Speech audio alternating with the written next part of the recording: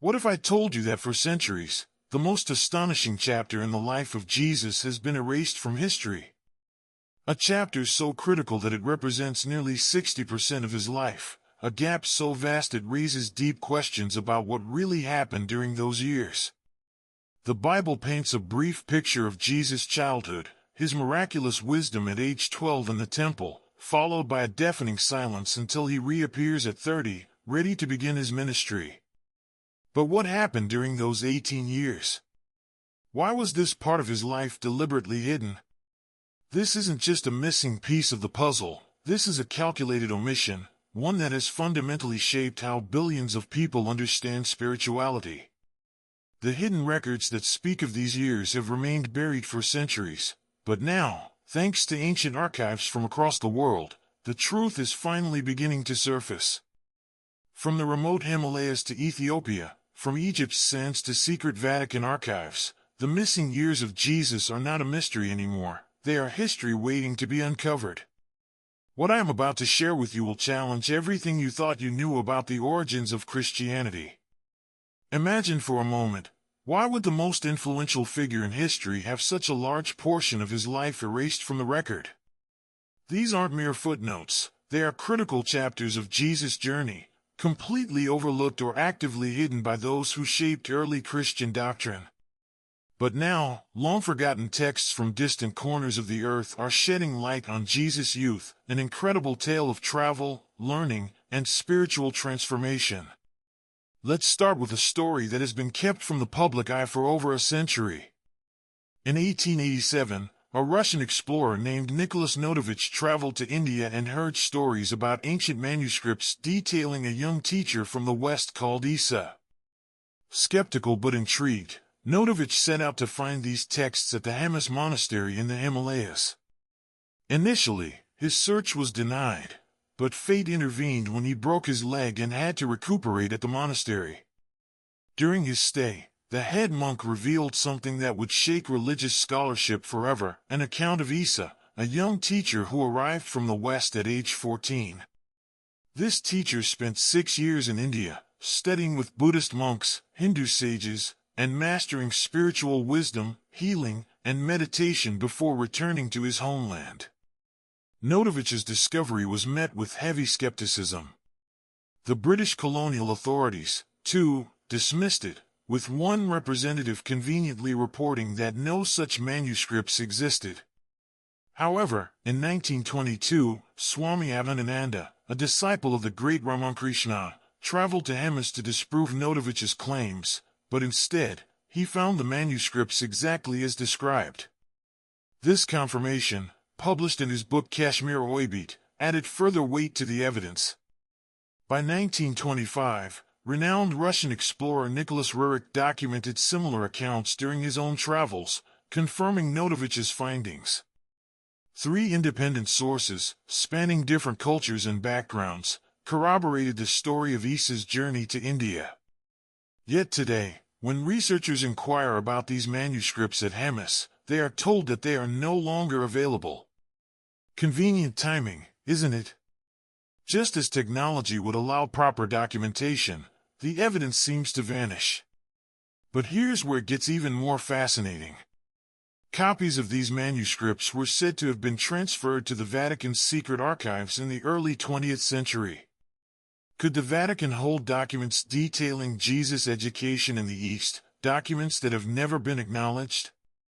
What else could these texts reveal?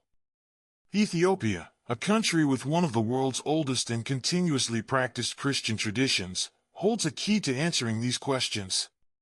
Unlike other Christian traditions, Ethiopia was never colonized by European powers, which allowed its ancient texts and traditions to survive intact and free from Western influence. In Ethiopia's sacred city of Aksum rests one of Christianity's most remarkable treasures, the world's most complete biblical canon, containing 88 books, far more than the 66 found in most Western Bibles. These additional texts, many of which were removed from the Western biblical canon, offer expanded accounts of Jesus' early life, including detailed descriptions of his education in Egypt, his travels to India, and his studies with spiritual masters from around the world. According to these ancient Ethiopian texts, Jesus didn't simply visit Egypt as a child to escape Herod's persecution. No, he spent years studying in Alexandria, the intellectual capital of the ancient world, where the greatest minds and the most important spiritual teachings were preserved. From Alexandria, the Ethiopian manuscripts describe how Jesus journeyed further east, following ancient trade routes to India, a land rich in spiritual traditions. Why were these pivotal years of Jesus' life preserved in Ethiopia but erased from Western Christianity?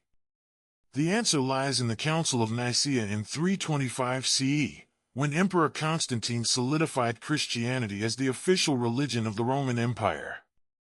During this council, church authorities, under the pressure of the Roman Empire, began to standardize Christian doctrine.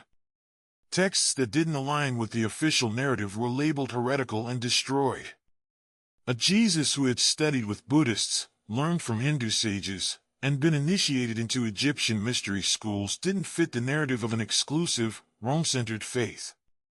But in Ethiopia, beyond the reach of Roman authority, these ancient traditions survived. They tell a far more extraordinary story of Jesus, one whose wisdom transcended cultural boundaries. These texts depict a universal teacher, whose teachings were not limited to one place or culture but were instead drawn from many different traditions. Jesus, according to these records, didn't just speak of love and compassion, he embodied them, learning from the oldest spiritual practices in the world. The parallels between Jesus' teachings and those of India's ancient traditions are impossible to ignore. For example, Jesus' teachings on nonviolence and loving one's enemies mirror the philosophical foundations of the Jain community in Rajasthan, where he is said to have spent time. The Jains' radical commitment to nonviolence deeply influenced Jesus' message of turning the other cheek and loving one's enemies. From Rajasthan, Jesus is said to have journeyed to Puri, where he studied with Brahmin priests, learning ancient texts that explored the nature of consciousness and reality. His journey then took him to Varanasi, the spiritual heart of India, where he mastered meditation and healing arts. Most extraordinary of all, however, was his time spent with Buddhist monks in the Himalayan region. According to the texts, Jesus spent 6 years studying Buddhist teachings on compassion, mindfulness, and the illusory nature of the material world. When we compare the core teachings of Jesus with those of Buddhism, which predated him by centuries, the similarities are undeniable.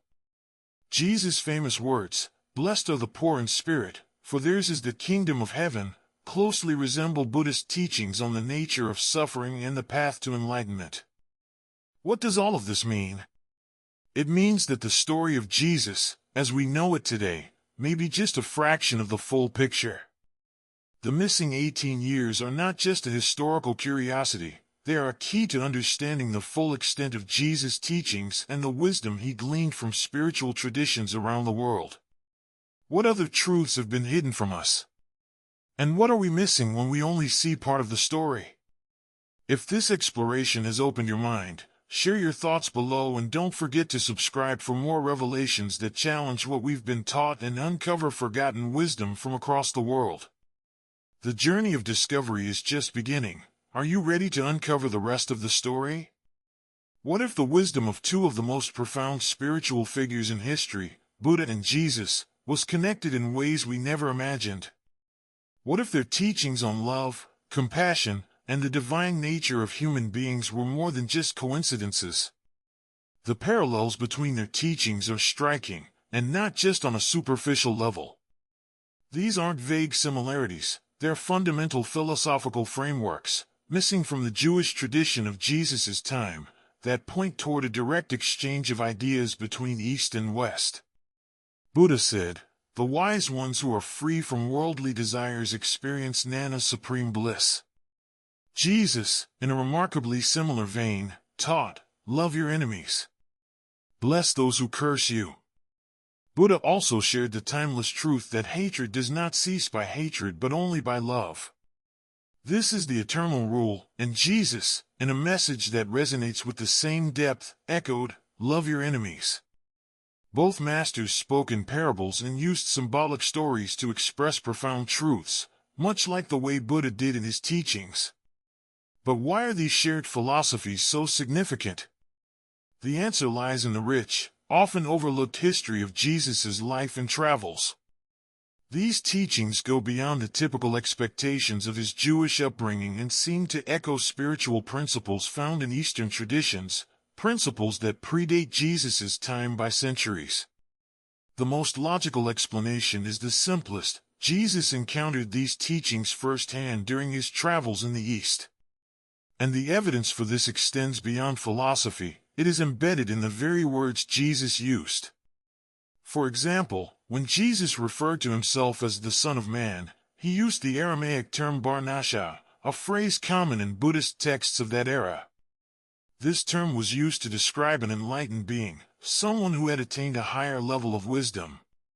Likewise, when Jesus spoke about the way, it directly parallels the Buddhist concept of the path and the Taoist concept of the way or Tao, concepts central to Eastern philosophies. Could it be that Jesus was drawing from these deep, ancient traditions when he spoke of his spiritual journey? The connection doesn't end there. In the Kashmir Valley of northern India, there is a tomb called Rosabal, which local tradition identifies as the resting place of Yeshua, a prophet from the West who taught spiritual wisdom strikingly similar to that of Jesus. The tomb is oriented in the same east-west direction as Jewish burial customs, not the north-south orientation common in Islamic graves. Could this be the tomb of Jesus himself, or someone closely linked to him, continuing a spiritual legacy that transcended geographical and cultural boundaries? What if Egypt also played a pivotal role in Jesus' spiritual development? The Bible briefly mentions that Jesus' family fled to Egypt when he was a child, but what if this wasn't just a brief escape? What if Egypt was where Jesus spent significant time learning and absorbing ancient wisdom? For millennia, Egypt was the heart of esoteric knowledge, home to mystery schools that preserved ancient teachings on consciousness, energy, and spiritual transformation. The discovery of ancient documents at Nag Hammadi in 1945 revealed texts that hinted at Jesus' connection to Egyptian mystery schools. These texts, dating back to the 1st and 2nd centuries, describe teachings attributed to Jesus that are remarkably similar to Egyptian initiation rituals. Jesus' emphasis on resurrection mirrors the Egyptian mystery teachings of death and rebirth, while his famous declaration, "Before Abraham was, I am," resonates deeply with the Egyptian concept of the eternal nature of consciousness. In Alexandria, Egypt, there was a Jewish contemplative community known as the Therapeuti, whose healing and meditation techniques closely mirrored those used by Jesus. Their very name means healers, a description often used for Jesus himself. When Jesus emerged at age 30 to begin his public ministry, the Gospels record astonishment at his wisdom. People asked, "Where did this man get this wisdom?" The answer becomes clear when we realize that Jesus had undergone an education far beyond that available to his contemporaries. An education that included the deepest spiritual traditions from around the world. One of the most fascinating pieces of evidence that supports this theory is the Shroud of Turin. This linen cloth, which millions believe wrapped the body of Jesus, bears faint images of a crucified man, but also reveals startling details about the man it once wrapped. Dr. Frederick Zujib, a former chief medical examiner, spent decades studying the shroud and concluded that the man it depicted showed signs of having practiced advanced yogic techniques.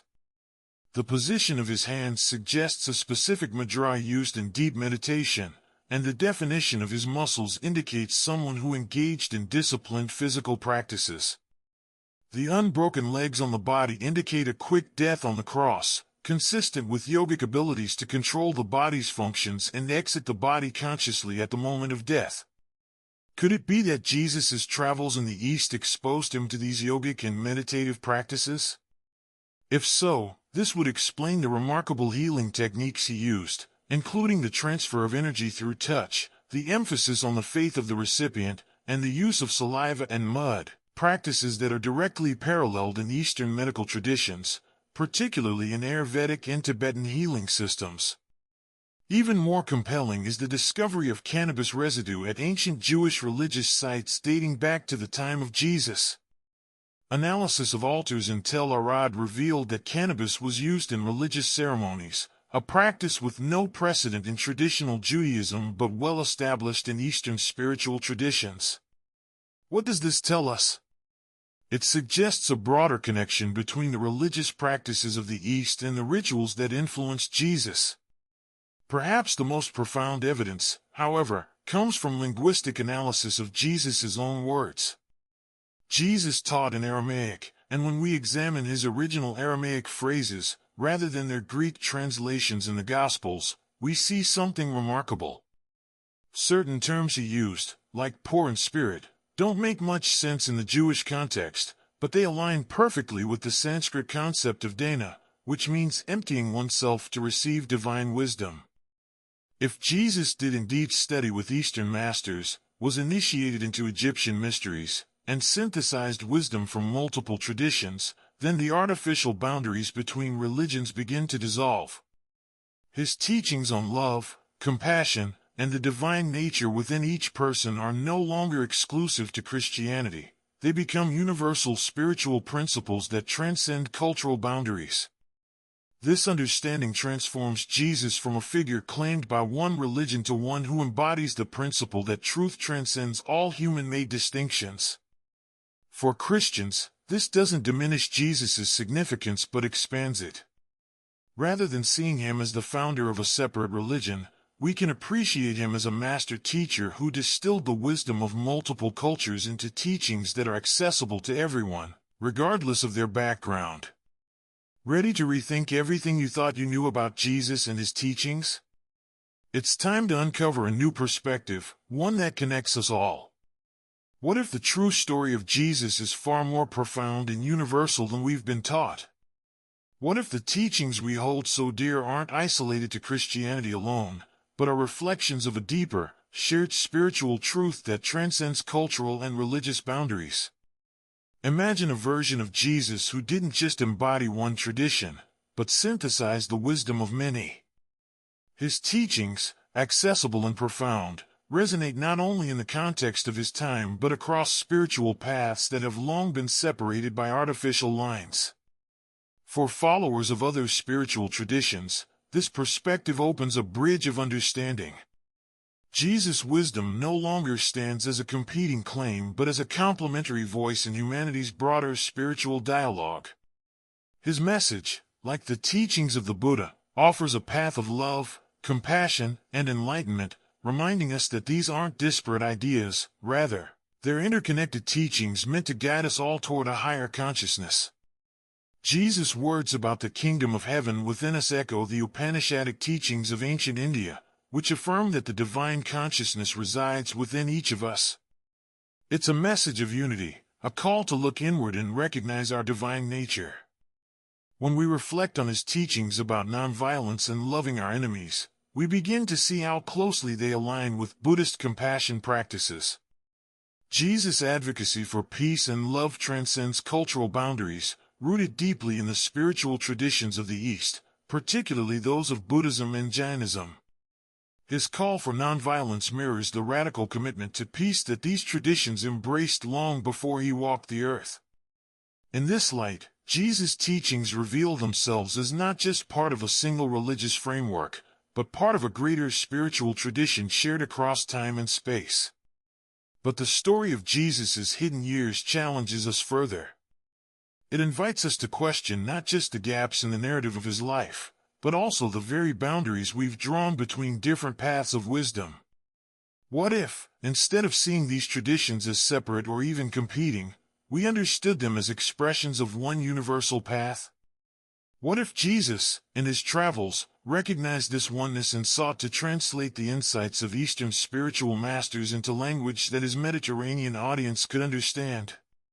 Despite attempts to erase these truths from our collective memory, the essence of Jesus' teachings has survived. It exists in the whispers of mystics, in the contemplative practices of spiritual seekers, and now in the incredible convergence of ancient texts being rediscovered in our time. These fragments, spread across the globe, have continued to flow beneath the surface of mainstream doctrines, emerging when humanity is ready to hear them. The missing years of Jesus, those mysterious, nearly forgotten years, hold the key to unlocking a deeper, more inclusive understanding of spirituality. They are not just a historical curiosity, but a profound invitation to recognize that spirituality is not confined to one tradition or culture. It is a universal truth that unites us all, a spiritual legacy that could heal the divisions that have plagued humanity for centuries. The real question is, are you ready to embrace the full story of the man who changed the world forever? This isn't just about revisiting the past, it's about opening up a new future. A future where the walls that divide us crumble, where the wisdom of different spiritual paths come together to form a unified, harmonious understanding of the divine. Jesus, in his journeys and teachings, was far more than just a religious leader. He was a master synthesizer of spiritual wisdom from all corners of the world. His message was never meant to be exclusive, it was always meant to unite. And now, it's our turn to understand that message fully. Are you ready to explore the untold story of Jesus? Let's begin the journey today.